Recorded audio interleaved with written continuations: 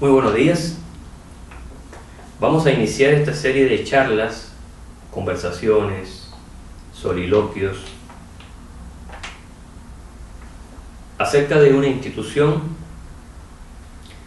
ciertamente extraña que se titula, se autonombra la Biblioteca del Laberinto. ¿Qué es la Biblioteca del Laberinto?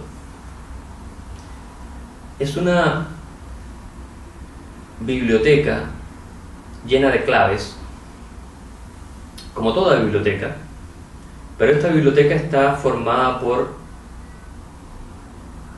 caminos que conducen hacia una determinada esfera textual o retórica o literaria o vital.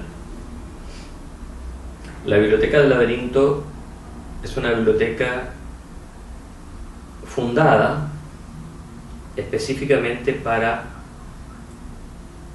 realizar una serie de investigaciones en el límite de lo real.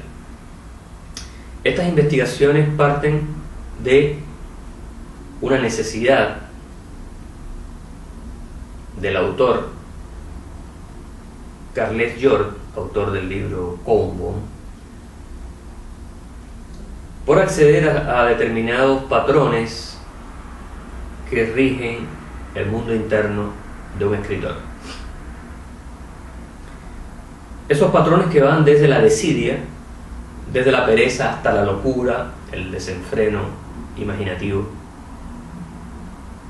o lo que José Lezama Lima llamaba la hipertelia de la inmortalidad. Según Lezama, posiblemente el escritor oracular por excelencia, un escritor que nos enseña el camino de la iniciación en la poesía como una religión a la que hay que consagrarle verdaderamente todos nuestros mejores esfuerzos.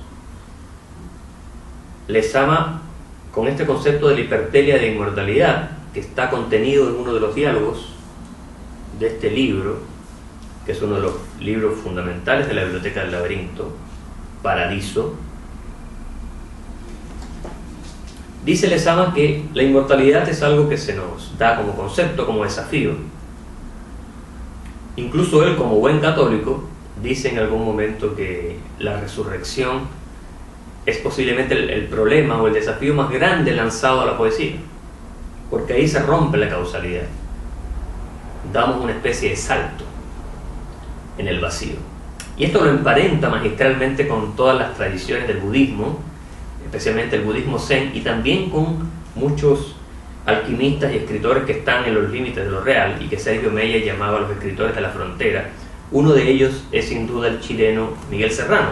Lezama Lima, en su teoría de lo inexistente sustantivo, es decir, que en la inexistencia hay una energía y una presencia, y es lo que sentimos en la gran poesía, en la gran literatura, en las grandes artes en general.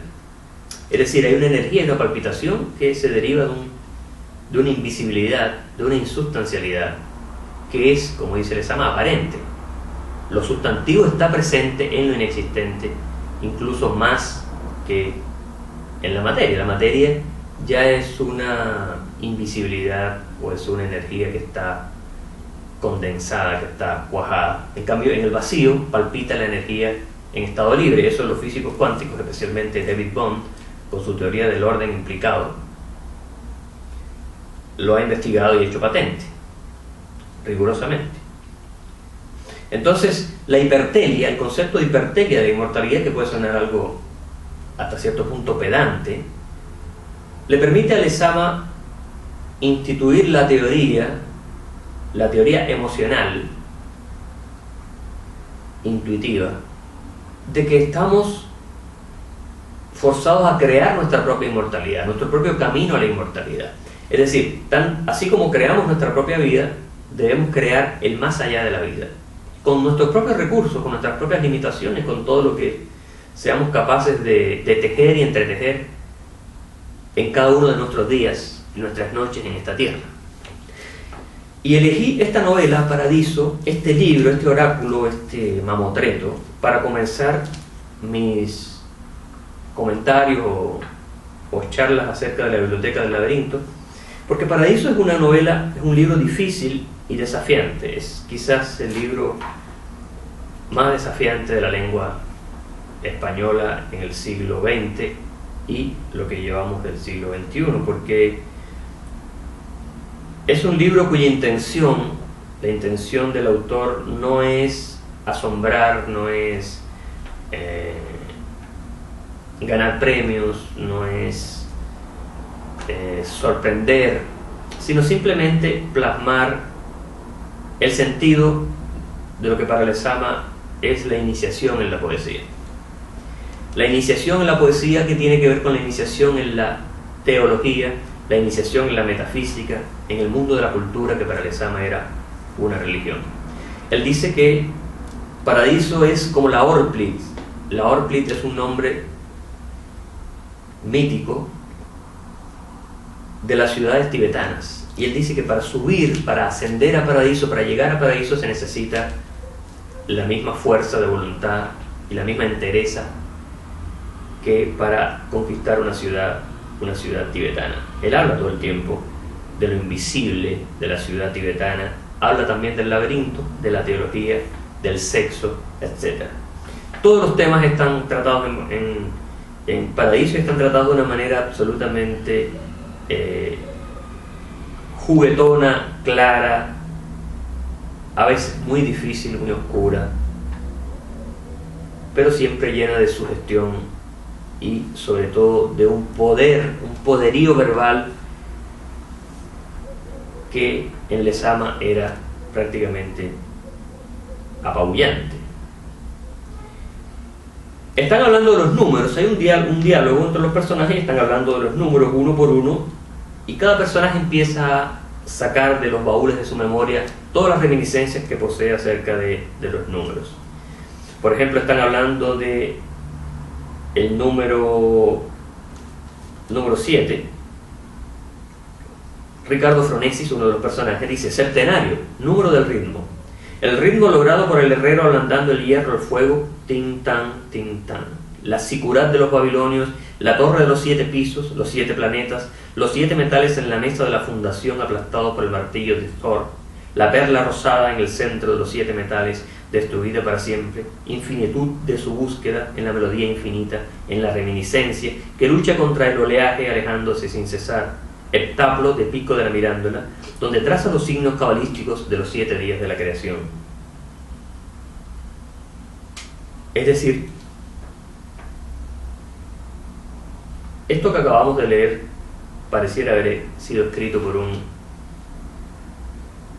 antiguo trovador o por un filósofo zen de la época de Dogen, el gran monje budista que llevó el zen a Japón desde China.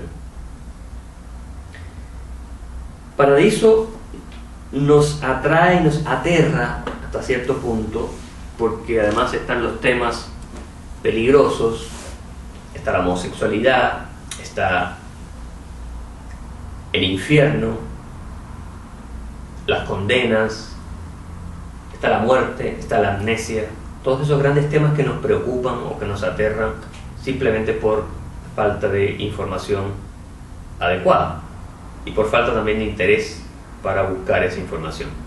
Paradiso se origina en una entidad fundada por el mismo Lezama y que a mí me atrae mucho porque la Biblioteca del Laberinto se deriva un poco de esa entidad, que es el curso délfico. El curso délfico organizado por Lezama para iniciar a jóvenes lectores, para abrirles su mente a ese mundo maravilloso pleno de resonancias, ese mundo donde lo inexistente palpita como una energía nueva, siempre renovada.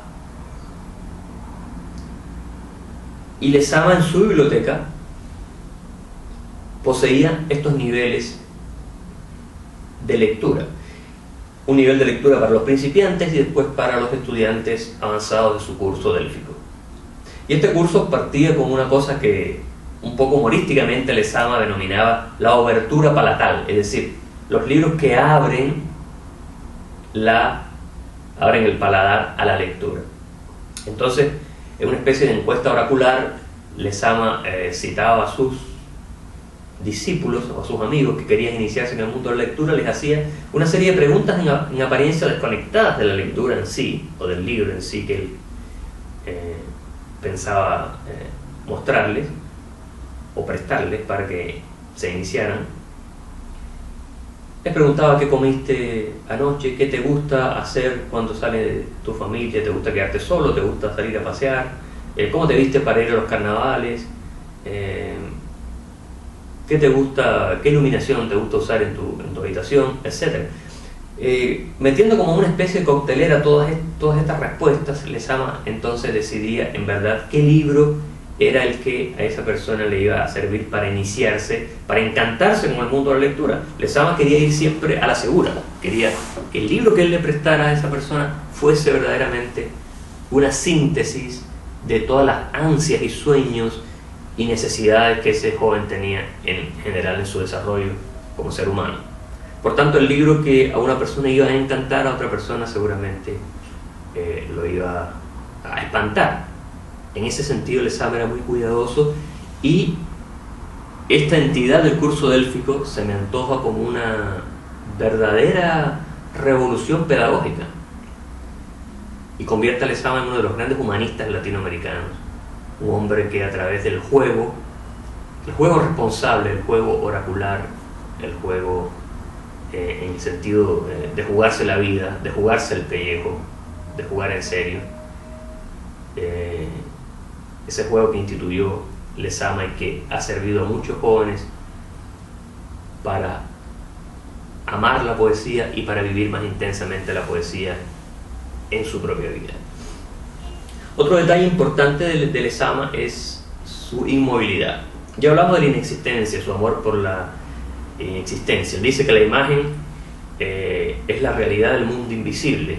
La imagen, al penetrar en la naturaleza, crea la sobrenaturaleza. Es decir, al nosotros imaginar poéticamente, al sostener esa imagen en nuestra imaginación, podemos llevarla hacia la naturaleza y crear como una especie de vínculo. Aquí de nuevo está esto de la unión alquímica, de la resonancia, cuando dos cuerpos se encuentran, cuando dos figuras o dos realidades se encuentran y surge una tercera figura, un tercer organismo mágico, que en este caso es la sobrenaturaleza, un concepto que intrigaba mucho a Lezama.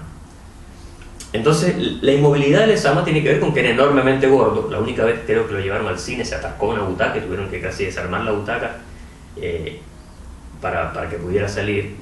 Lezama era un hombre de movimientos muy pausados, de movimientos muy lentos, y por tanto, para él levantarse de su enorme sillón donde escribía y dirigirse al baño o a la cocina a prepararse un té era todo una epopeya.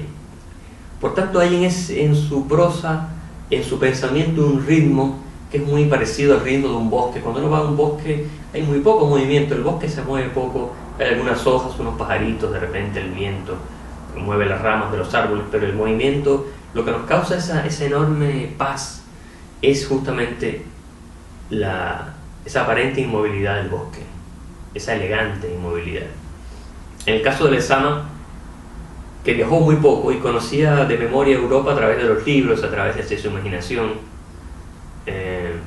Lezama tenía una frase respecto de eso, con la que voy a cerrar estas primeras divagaciones en torno a Paradiso y a la obra de este gran cubano.